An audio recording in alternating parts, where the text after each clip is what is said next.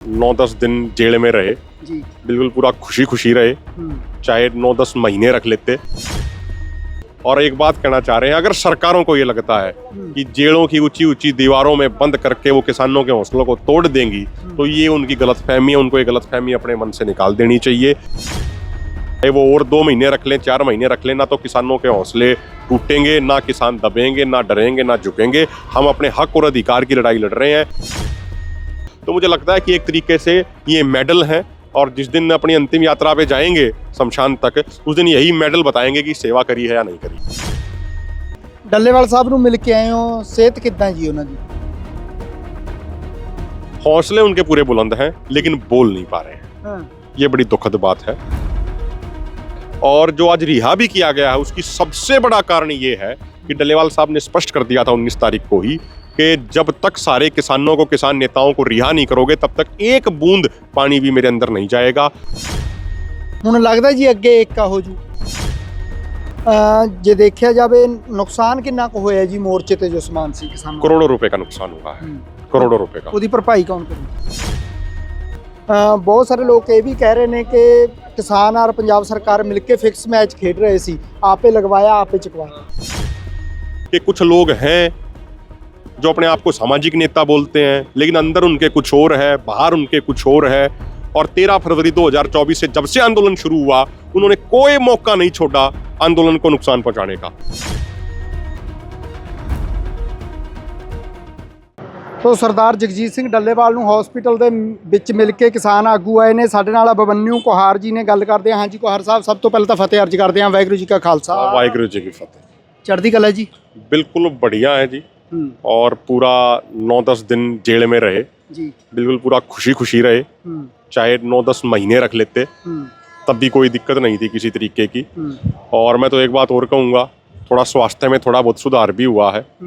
नहीं तो यहाँ पे लंबे समय से इतना लगातार प्रेशर होने की वजह से बीपी बढ़ने लग गया था 19 तारीख को मीटिंग के बाद, क्योंकि मुझे सिर में दर्द था उस दिन पूरा दिन बहुत ज़्यादा। तो जब 4 बजे मीटिंग खत्म होने के बाद बीपी चेक कराया तो 180, 185 बटा 140, 150 तक पहुंचा हुआ था। तो वहाँ पे जेल के अंदर पूरा सैर भी करते थे, पूरा अपना आराम से ध्यान भी लगाते थे, योगा भी करते थे, पूरा टाइम ही टाइम था। तो वहाँ पे जाके बीपी भी कुछ हद तक कंट्रोल आ गया।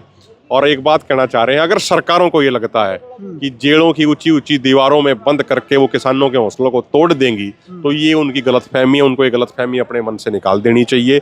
चाहे वो और 2 महीने रख लें, 4 महीने रख लें, ना तो किसानों के हौसले टूटेंगे, ना किसान दबेंगे, ना डरेंगे, ना झुकेंगे। हम अपने हक और अधिकार की लड़ाई लड़ रहे हैं। ऐसी लड़ाई लड़ते हुए अगर सैकड़ों बार और जेल जाना पड़ेगा, तो उसके लिए भी हम बिल्कुल तैयार हैं। 19 ਦੀ ਮੀਟਿੰਗ 'ਚ ਕਿੱਥੇ ਤੱਕ ਪਹੁੰਚੀ ਸੀ ਜੀ ਗੱਲ? ਕਿਉਂਕਿ ਮੀਟਿੰਗ ਤੇ ਬੁਲਾ ਕੇ ਬਾਅਦ 'ਚ ਇਹ ਸਭ ਕੁਝ ਹੋਇਆ, ਮੀਟਿंग ਤੇ ਕਿੱਥੇ तक पहुंच गई सी? देखिए, मीटिंग में एमएसपी गारंटी कानून के मुद्दे पे जो हमने डाटा जानकारी दी थी उनको ऑथेंटिकेटेड सोर्सेज के साथ, उस पर बहस हुई थी। कुछ तीखी बहस भी हो गई थी। और कृषि मंत्री जी ने कुछ पॉइंट बताए थे कि भाई हमें ये दिक्कत लगती है, हमें ये आपत्ति लगती है, आप इस पर सोच के बताइए, आप उसके बाद हमें पूरा एक्सप्लेन कीजिए। तो चर्चा चली रही थी। अगली मीटिंग है वो 4 तारीख की, 4 मई की रखी गई। कृषि मंत्री जी थे, उन्होंने भी अपनी बातें रखी, पीयूष गोयल जी ने भी अपनी बातें रखी, प्रहलाद जोशी जी ने भी अपनी बातें रखी। तो बहस चल रही थी। और लोकतंत्र में यही एक तरीका होता है कि भाई सार्थक बहस हो, सार्थक चर्चा हो। और हम तो कहते हैं कि मीडिया के सामने होनी चाहिए वो चर्चा, वो बहस।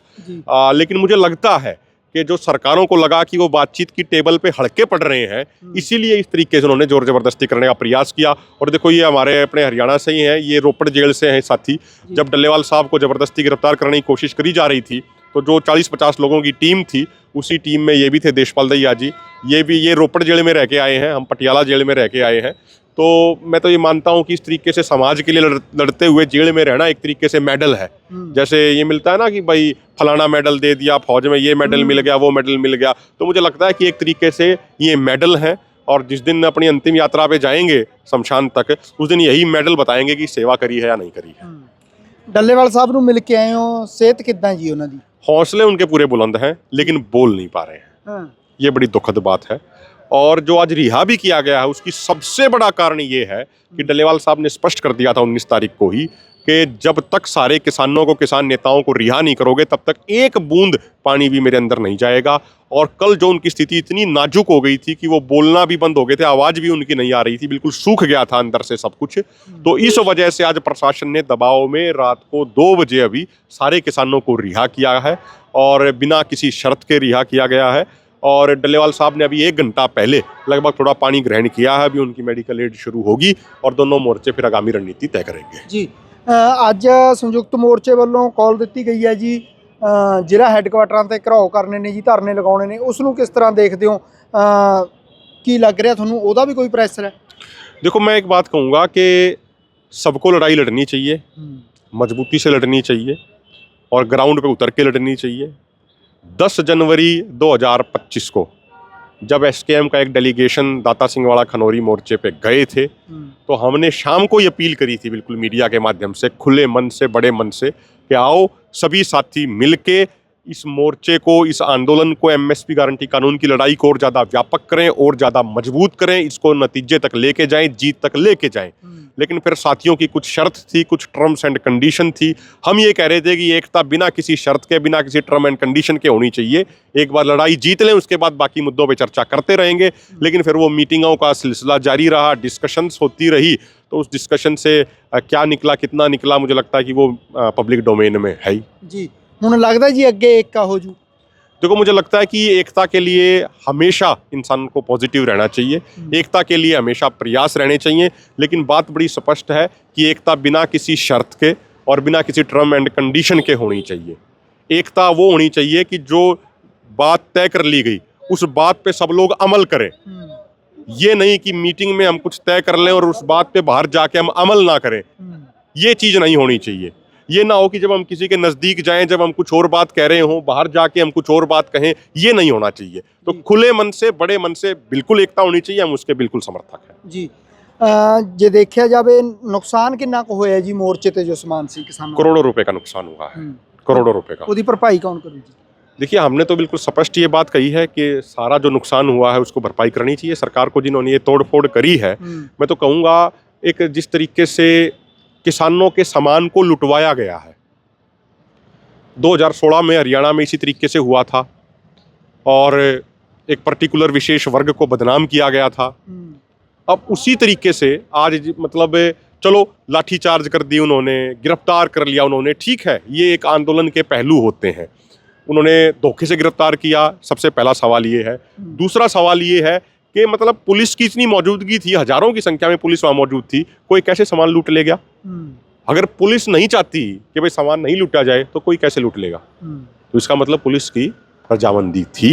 पुलिस चाहती थी कि भाई लोगों के अंदर एक फियर क्रिएट किया जाए, लोगों के अंदर एक भय क्रिएट किया जाए, ये पुलिस का प्रयास था। ਜੀ ਬਹੁਤ ਲੋਕਾਂ ਨੇ ਲੱਡੂ ਵੀ ਵੰਡੇ ਨੇ ਜੀ, ਅੰਬਾਲੇ ਦੇ ਵਿੱਚ ਵੀ ਲੋਕਾਂ ਨੇ ਕਿਹਾ ਹੈ ਕਿ ਰਸਤੇ ਖੁੱਲ ਗਏ ਨੇ, ਸਾਡਾ ਵਪਾਰ ਆ ਜਿਹੜਾ ਉਹ ਵਧੂ ਫੁੱਲੂਗਾ, ਉਸ ਨੂੰ ਕਿਸ ਤਰ੍ਹਾਂ ਦੇਖਦੇ? देखो, मैं एक बात कहता हूँ, किसान सिर्फ अपनी लड़ाई नहीं लड़ रहे, किसान पूरे देश की लड़ाई लड़ रहे हैं। अगर ये अन्न कॉरपोरेट घरानों के हाथों में चला गया तो सब लोग, किसान को तो फिर भी किसान जी लेगा, लेकिन फिर सब लोग रोएंगे।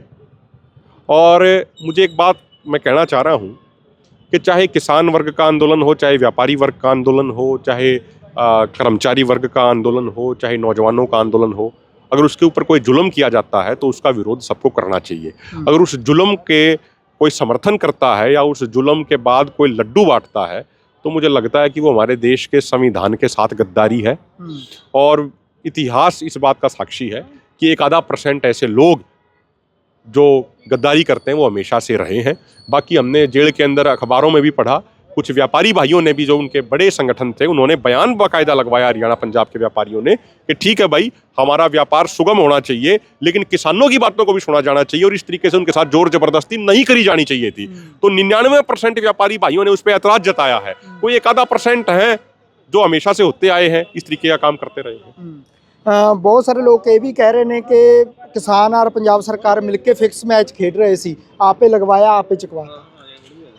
सबूत है तो दे दो भाई, सबूत देना चाहिए ना।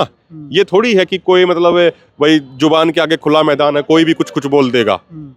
अगर सबूत है तो सबूत दे दो, फिर उस बात पे चर्चा करेंगे, फिर उस बात पे बहस करेंगे। हाँ, ये जरूर कहना चाह रहा हूँ कि कुछ लोग हैं जो अपने आप को सामाजिक नेता बोलते हैं, लेकिन अंदर उनके कुछ और है, बाहर उनके कुछ और है।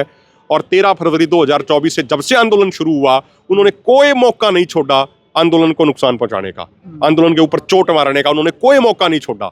आंदोलन के खिलाफ बयानबाजी करने की बात हो या और कोई सरकार के सहयोग में कोई बयानबाजी देने की बात हो, उन्होंने कोई मौका नहीं छोड़ा। तो ऐसे लोग तो बकबक करते रहेंगे, उन लोगों की बातों की कोई वैल्यू नहीं है। ये जरूर कहूंगा कि अगर इस तरीके का किसी के पास कोई सबूत हो तो सबूत जरूर पेश कर दें। जो वो सजा ऐलान करेंगे वो सजा लेने को फिर तैयार है। ਤੇ ਅੱਗੇ ਦੀ ਰਣਨੀਤੀ ਕੀ ਹੋਊਗੀ ਜੀ ਹੁਣ? वो दोनों देखिए, हमारा 13 मांगों पे जो लड़ाई है वो लगातार जारी रहेगी। आप आज़ादी के आंदोलन को भी देखेंगे तो सैकड़ों साल आज़ादी का आंदोलन चला, लड़ाई चली है। तो एमएसपी गारंटी कानून की जो लड़ाई है वो एक तरीके से किसानों की आर्थिक आज़ादी की लड़ाई है, और ये लड़ाई लंबी चलेगी। उसको हम जीत तक, अंजाम तक पहुंचाने के लिए पूरे तरीके से मन बना चुके हैं। लड़ाई बड़ी मजबूती से लड़ी जा रही है और आगे भी लड़ी जाएगी। आंदोलन का फॉर्मेट क्या होगा, उसका स्वरूप क्या होगा, वो दोनों मोर्चे आपसी मीटिंग करके वो तय करेंगे और उसका ऐलान करेंगे। ਜੀ ਧੰਨਵਾਦ ਜੀ। बहुत बहुत ਜੀ ਹਾਂਜੀ, ਇਹ ਸਨ ਅਭਿਮਨਿਊ ਕੁਹਾਰ ਜੀ, ਜਿਨ੍ਹਾਂ ਨੇ ਕਿਹਾ ਕਿ ਲੜਾਈ ਜਾਰੀ ਰਹੂਗੀ, ਅੱਗੇ ਦੀ ਰਣਨੀਤੀ ਹੈ ਜਿਹੜੀ ਮੀਟਿੰਗ ਕਰਕੇ ਕੀਤੀ ਜਾਊਗੀ। ਸੋ ਲੜਾਈਆਂ ਹਮੇਸ਼ਾ ਜਾਰੀ ਰਹਿੰਦੀਆਂ ਨੇ, ਜਦੋਂ ਤੱਕ ਸਾਨੂੰ ਸਾਡੇ ਹੱਕ ਨਹੀਂ ਮਿਲਦੇ ਇਹ ਲੜਾਈਆਂ ਇਸੇ ਤਰ੍ਹਾਂ ਜਾਰੀ ਰਹਿਣਗੀਆਂ।